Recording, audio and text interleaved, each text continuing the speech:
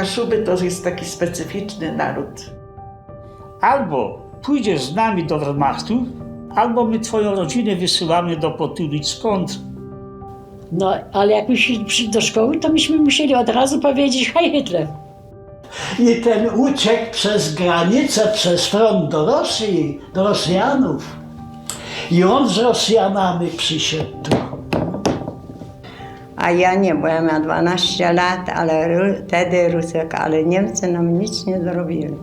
Super sobie ludzie pomagali. Ten piasek wsypał w koszyk i po podłodze, jak była już zamieciona ta gliniana podłoga, to tym koszykiem takie kwiatki porobił. Jak to była sobota, tak wieczora molesła hele, gdzie muzyka graje, to molesła blekele i tam szle. Tylko ten mój najmilszy, co ze mną tańcował.